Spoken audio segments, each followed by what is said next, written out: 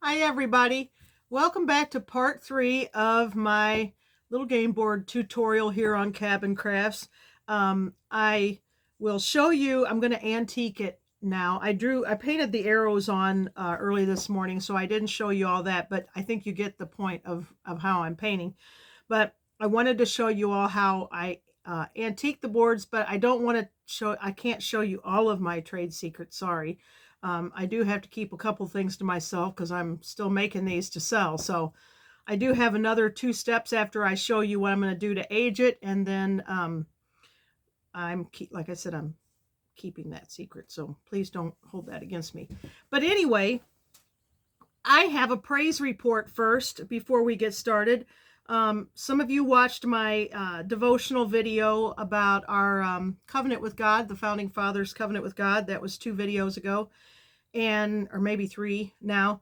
And a lady named Helen from Maine had requested prayer she had long COVID. Her lungs were in really bad shape. She'd been suffering for 17 months, not able to breathe, and she was going to go for a CT scan on her lungs and see if she had clots. And she messaged me yesterday morning, and she said, I wanted to wait a few days just to make sure. But she said, for 3 nights in a row now, I haven't been awakened in the night, not being able to breathe. I've slept through the night. She said I was able to do some work and I didn't lose my breath. And so she said she had her CT scan and she has no clots in her lungs. She does have a little inflammation, but she said she's getting stronger, and she believes that God healed her body completely. She said that when I prayed on that devotional, she could feel all hot and tingly all over. And then she said she felt a big heavy weight lift off of her chest. And I am just so thankful and so humbled and so honored. And I just want y'all to know it wasn't me. It's not me. Her faith has healed her, just like the woman with the issue of blood in the New Testament, one of my favorite stories. And Jesus said, daughter, your faith has made you whole. So praise the Lord. Helen is on the road to recovery. She's stronger. She's able to breathe, and I'm so thankful. And I have another one. A lady asked me to pray for her because she had Lyme disease, and she said her Lyme disease is gone. So God still answers prayers. He's in the healing business. He's the great physician. And like I said, I'm just very humbled that they asked me to pray for him. And so I ask, and it's not me. Like I said, I can't heal anybody. I have physical problems myself. I have an autoimmune that they can't diagnose, and so my joints hurt really bad, and I've tested negative for RA, and I've got fibromyalgia, so I believe the Lord's going to heal me too. In his time, whenever he wants to, he could do it immediately, or he might make me wait a little while, but I still believe the Lord's in the healing business, and so I just wanted to let you all know that before I get started. So anyway, I'm going to be turning the camera around and stuff. So again, I hope I don't make you all seasick because I'm here by myself. And I am in costume today because it's Saturday. And in case someone walks in, then they'll get the touristy effect of me being in costume in my store. So I'm going to show you the board that's been freshly painted before we antique it. So let me see if I can just turn this. I didn't bring Ginger with me today. She was a bad dog yesterday. So let me see. Maybe that's not a very good way to do this. Let me try something different here. Again, I apologize for my amateurishness. Okay, there we go. Let's do this. So here's the board. It's all finished. I don't know if you all can see close up. Maybe there is a little bit, maybe not. There's a little bit of crackling going on.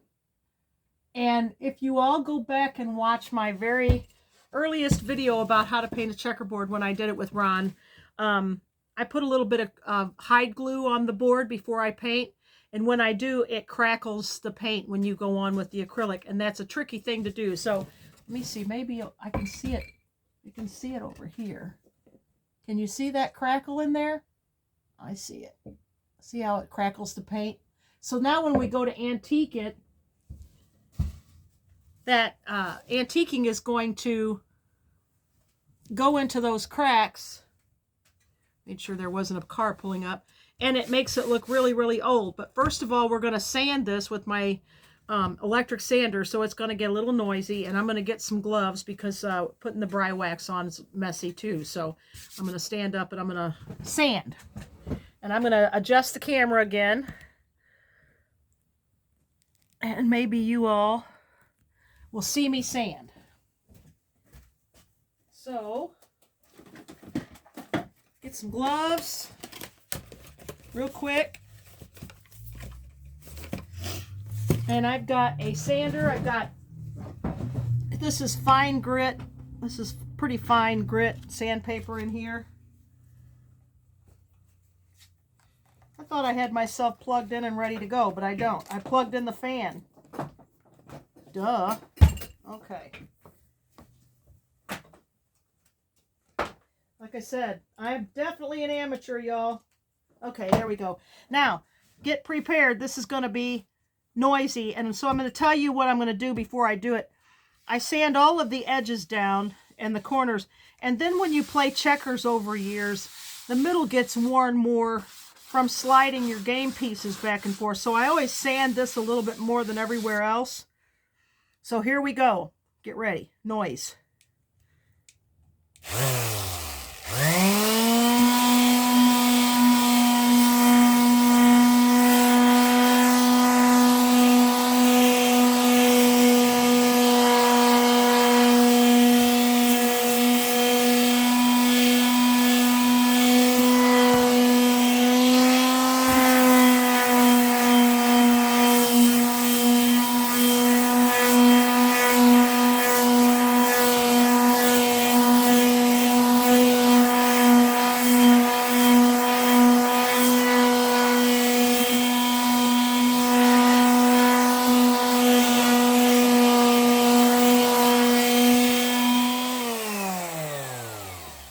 There, that didn't take long. So, I sanded the inside, this area a little more. I even sanded over some of my artwork. Excuse me. And then I always sand all around the edges and sand the corners. So let's see if we can. Now we put on our gloves.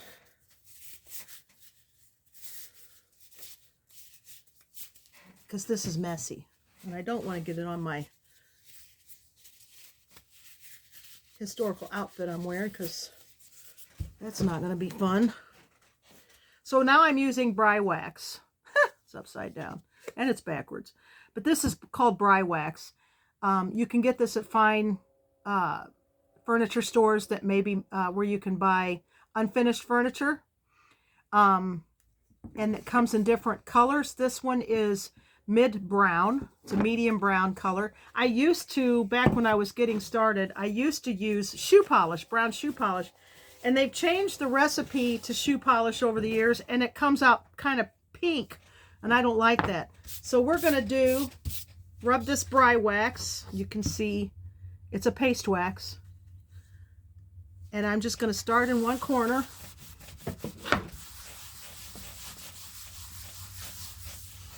And I'm just going to go over the whole thing. And be generous, don't be stingy. This stuff is expensive, but it does go quite a ways. And I can show you then whenever I can tilt this up. It will, it's going in those crackle cracks. Looks awesome. I mean, you can stop at this point. People will think that it's an old board, but I go, like I said, a couple steps further. That's my secret.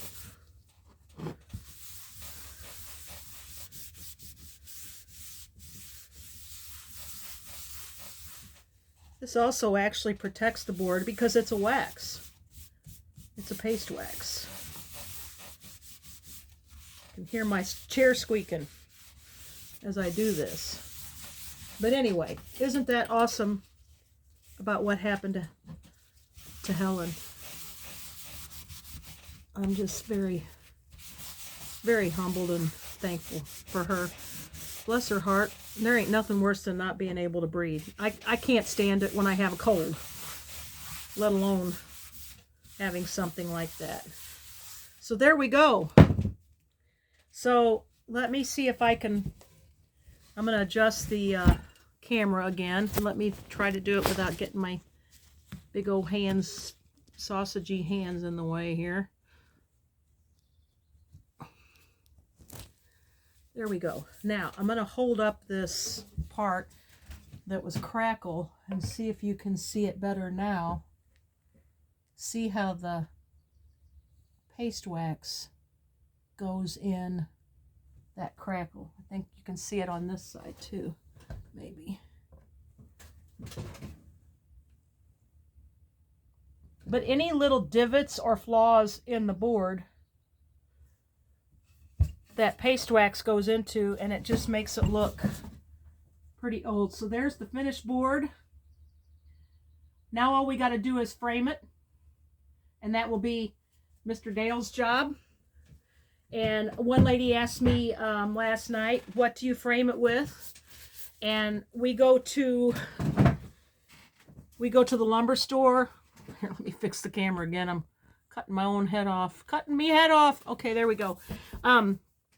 We go to the lumber store, and I get they're 8 feet long, and it's these strips of pine that is like 3/4 inch by 1/2 inch, and that just goes all the way around the outside edge of the board and just makes it look nice and finished, instead of just leaving it solid pine. And then I'll even stain the back of it, make it look nice on the back, hang it with some leather cord, and then we're good to go.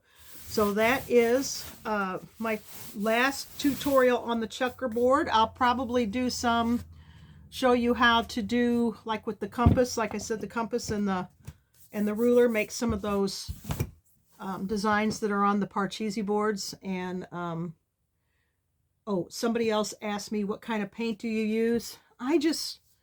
This is Walmart. This was from Walmart, but you can get it in any craft store. This is Apple Barrel brand. These are very inexpensive paints. The colors that I used on that board were just black. This one is called Barn Red.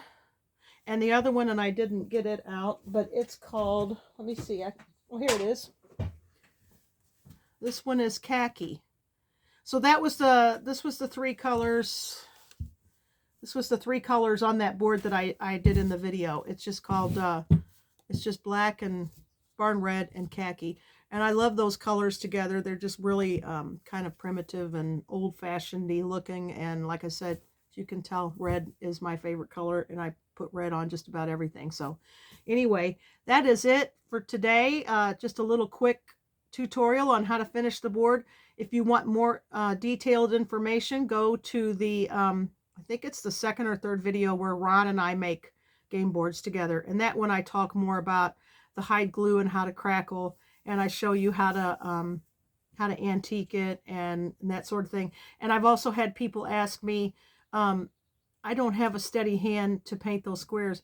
You can always frog tape, good old frog tape, and you'll have to tape your squares off in sections, because you won't be able to do it like right next to each other because the tape will overlap. But if you don't have a steady hand and you want to make someone a checkerboard, you can always tape off your squares. Nobody will, it's not against the law.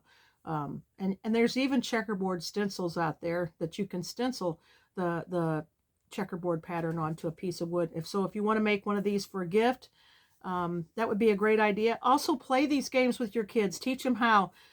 Set aside maybe one night a week, a Friday night or something, where you make a fun dinner, eat on some paper plates where you don't have to clean up. You can go straight to the dinner table and play a game with your family. Kids love that. They spell love T-I-M-E, time. Kids love for you to play games with them. When my grandkids come over, they're like, let's play a game.